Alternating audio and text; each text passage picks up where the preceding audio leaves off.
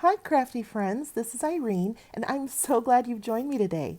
So, today, what we're going to look at is what I like to call my quick and easy card formula. It is basically a little simple pattern that I like to follow using pretty much all of my favorite crafty things: pattern paper, a great die cut, a wonderful sentiment, and a little bit of something extra. Let's get into it. So, here you can see I am using the Concord and Ninth Banner Builder stamp and die set. This set is great because it gives you the beauty and class of an elegant banner without the headache of folding and creasing and cutting notches and all that stuff. This gives you a quick and easy faux banner that comes out perfectly every time.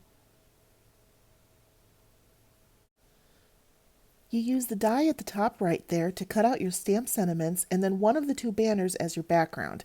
Wait till you see it come together. It is crafting magic. So here I am lining up my stamps to make sure that I have enough space between them so when I die cut them, it doesn't overlap and it cuts out beautifully. I am planning to emboss these sentiments, so first I use my Tailored Expressions anti-static powder tool to remove any oils or static I may have inadvertently transferred to the paper.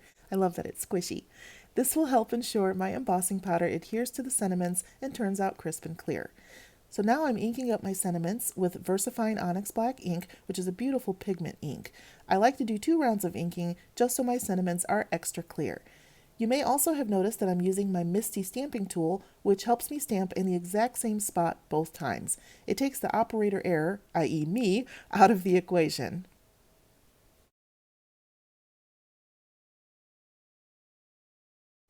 Next, I am embossing the sentiments using Ranger's Superfine Detail Embossing Powder in the clear color. This means that the black on my sentiments will turn glossy and shiny as soon as I apply heat. I am making sure my full sentiments are covered with powder, and then I am tapping off any excess. And then I like to clean my stamps before putting them away using my well-loved Lawn Fawn Stamp Chamois along with Simon Says Stamp Ultra Clean Spray Stamp Cleaner. After my stamps get a quick bath, I'm ready to emboss the sentiments. I love this part. I am using my Crafter's Companion heat tool on the high setting. I love this tool because I kind of have trouble with my wrists and this is much easier for me to grip. I like to hold my paper down with magnets, as you can see here, when I'm heat embossing because it kind of seems to minimize any paper warpage that sometimes can occur. Unfortunately, my camera is too far away for you to really see the transformation from plain black ink to glossy embossed superstar, but trust me, it's pretty mesmerizing. Hopefully, once your girl figures out how to zoom, we can have a little more fun with this part. But here is the finished product.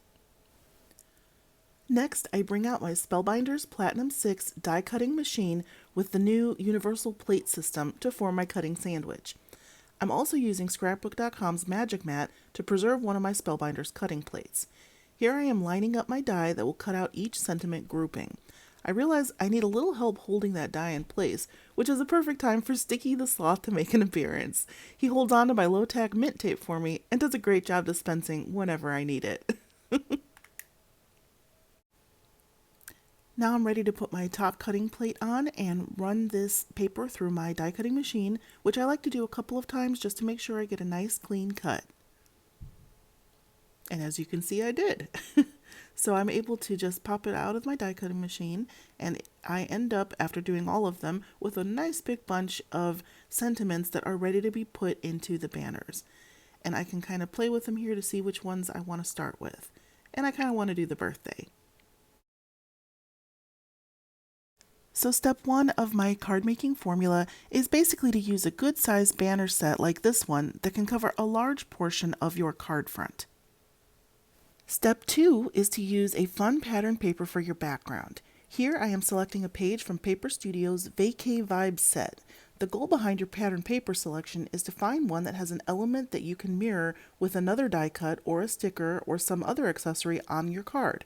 I went with this page of palm leaves because I have this popped up sticker set from Fun Stamper's Journey called Tropical Sunrise, and I can use that small-ish palm sticker at the bottom as a bonus element on my card. So I'm taking the palms from the paper and making them 3D by using this sticker. Next, I use my Hero Arts Infinity dies to cut out my background from the pattern paper sheet. You don't have to use a die to cut it. You could just cut it to your desired size with scissors or a paper trimmer, but I like the finished edges I get from die cutting. Here I am lining it up to make sure I center the image I want, and then I am confirming that my card base matches the paper. I went with a dark green base to contrast the hot pink and light green of the paper. For my card base, I used an A2 top fold style. And now it's time to make my banners. I like to use the same color as the card base to cut out the banners, since the white sentiment will pop against it and it all coordinates nicely. Takes the color matching element out of it if, like me, that's something you maybe struggle with. So here I'm just deciding, do I use the 3-layer banner or the 2-layer? Well, judging by the size of my palm tree sticker, the 2-layer banner is going to fit well on the card and still allow room for that sticker to shine. Here we go. So these are the elements I will be combining to make my quick and easy card. The banner from step 1, the pattern paper from step 2, and the sticker from the yet to be seen step 3. So I'm putting together my banner to make sure I like the way it looks, and then I'm going to grab my Gina K Connect glue and adhere my sentiments to the banner. As you'll see in a second, I realized after gluing down the first sentiment that I sort of did it upside down. Now, I debated about taking this part out, but goof-ups are part of the process, right? May as well own it, fix it, and move on. Once I corrected it, however, the banner came together so well. You'll see what I mean in a second. It's absolutely crafting magic. It's a super easy faux banner that looks like the real thing. Isn't that awesome? I ordered this countertop sample and wasn't sure what to do with it other than match it to my countertop, so in true crafter style, I found a use for it. It is an excellent paperweight to help apply pressure to my glued pieces. Next, I'm applying glue to the back of my pattern paper, lining it up on my card base. I want to pop up my banner, so I'm applying some 3M double-sided foam tape to it, cutting it as needed to make sure that it doesn't show through on the other side. I tend to use a lot of foam tape because I don't like a saggy sentiment. Nothing says happy birthday like a sad droop. Now I'm ready to take off the backing paper and apply a bit of glue for float time. This gives me just a few seconds to place my sentiment precisely where I want it without it immediately adhering to the paper. This trick has saved me on more than a few occasions. I use my Simon Says stamp reverse tweezers to hold my sentiment so that I can place it where I like without my big hand in the way. And now we're ready for the third and final step of my card making formula.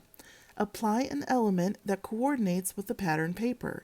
I'm using that palm tree sticker that I showed you earlier because it matches the palm trees on my paper. This, combined with the banner, gives the whole card a cohesive, finished look, and it's so easy to do. Here I'm deciding if I want the sticker straight or slightly tilted. I end up going for slightly tilted to further coordinate with the various directions of the palm leaves in the background. And here you can see what it looks like with the banner and the palm leaves. So simple, right? Lastly, this bonus step is not required, but I just have to bling it up for some added sparkle. I'm using the Studio Katia Crystal Rainbow Confetti and pulling out just the green sequins from the pack. I play with it first until I figure out where I like it best. Once I figure that out, it's time to adhere using a tiny drop of glue below each sequin. And here you can see my finished card. I love how the light catches the sequins and the embossing to give it just a little bit of shimmer. So just to recap, step 1 is my banner, step 2 is my pattern paper, step 3 is my palm leaf sticker, and my bonus step is the sequins. Et voila! A quick and beautiful and easy card. Now there are multiple variations you can make with this formula, and I will show you a few other cards I made that will hopefully inspire you to give it a try. If this video helped you or made you smile, please consider liking and subscribing. Would love to have you join. Thanks so much for watching and have a crafty day!